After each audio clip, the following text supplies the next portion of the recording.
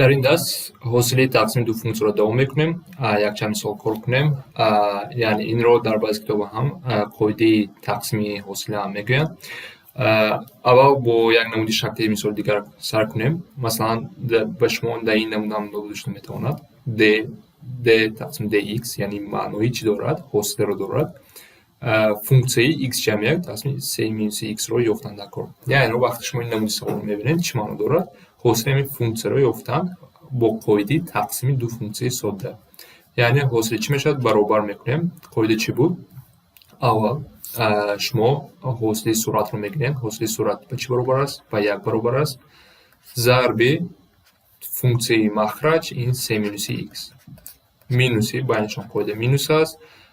بعد فونکسیه دویم حاصله فونکسیه دویم به مینوس 1 برابر است. ضرب فونکسیه سرعت x جمع 1. خطی کسر رو میکشیم. بعد در مخرج هم وقت کوادراتی چی است؟ مخرج. اگر قوس رو بشویم چی میشد؟ 3 مینوس x میشد. جمع x جمع 1 تقسیم 3 مینوس x در کوادرات است. با اینجا ببینید که 4 تقسیم 3 مینوس x در کوادرات برابر است. این بود موضوع پیشینه. اکنون در مثال دوم من میخواستم هم درباره خطی رسنده یک مثال کار کنم. نگاه کنید فونکسیه دو داشته است. فقط شکل داریم. مثلا رو ننویسم ولی از ما چی میخواد؟ دو خط داریم. خطای رسنده با خطی سبز و کبود. مثلا یک سوال شدنش ممکن فونکسیه خطی رسنده رو یابیم. کوتاه‌تر نویسم. فونکسیه خطی رسنده رو یابیم. در اینجا که ما دو تا داریم بیاین یک تاش رو یابیم با خطی کبود. هم فونکسیه خطی کبود رو یابیم. چیکار میابیم؟ در اینجا ما حاصله میابیم. چیزی که ما میدونیم خطی رسنده هم وقت این نمود رو دارد. فونکسیش mx یعنی x یک کوفیشنت دارد جمع 3.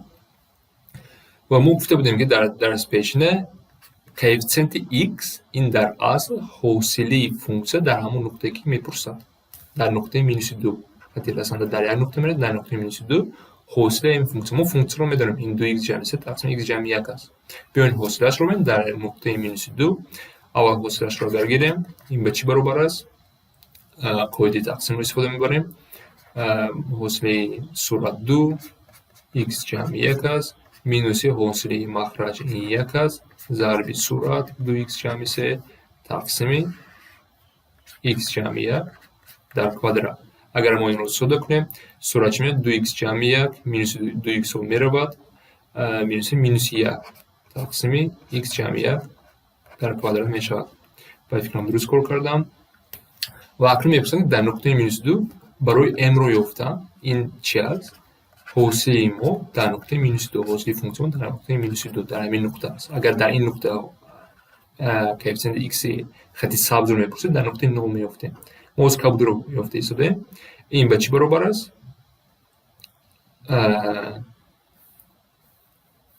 حساب میکنیم جای x مینوس 2 رو میمونه. مینوس 1 مینوس 2 جمع 1 در کوادرات. از اینجا میتونیم که در این قوس چی میشود؟ مینوس 1 میشود کوادرات 1 مینوس 1 برابر مینوس 1. یعنی کوفیشنت ما به مینوس 1 برابر است. از ما قریب یافتیم. ما چی رو یافتیم؟ m رو یافتیم. از فونکسیه خطی ما به چی برابر است؟ مینوس x جمع 3. اکنون با ما چی لازم است؟ با ما یک نقطه لازم که در خطی رسنده است. یک نقطه که ما داریم. همون نقطه چی است؟ همون نقطه که مینوس 2 است. y رو با هم میابیم.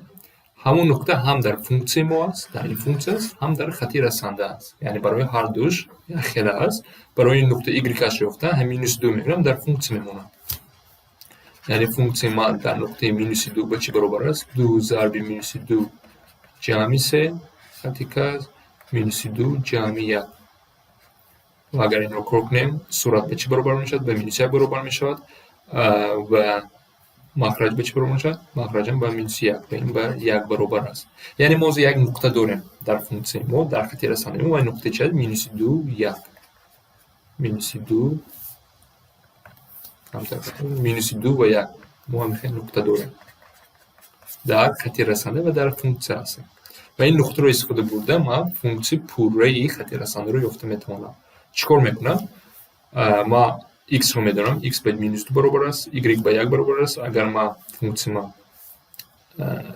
جای خالی و بولیگا نویسم -x جمع 3 اگر ما این نقطه رو جای x -2 رو میمونم به جای y 1 میمونم 1 ماکسیمات 3 رو یافتم فونکسی پورا میشود خاطر رسانده ما 1 برابر است -2 چون x ما -2 جمع 3 از اینجا میتونیم که 3 برابر چی است 2 -1 است و ما 3 رو هم یافتیم و در آخر فونکسی رسانده خود رو یافتیم. فونکسی رسانده ما به چی برابر است؟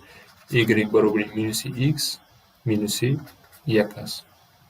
یعنی کاترین هم موضوع پیشنهاد درباره گرفت درباره خط رسانده و درباره حاصله فونکسی که با تقسیم شونده فونکسی ساده عبارتند همون استفاده برده یک مثال کار کرده.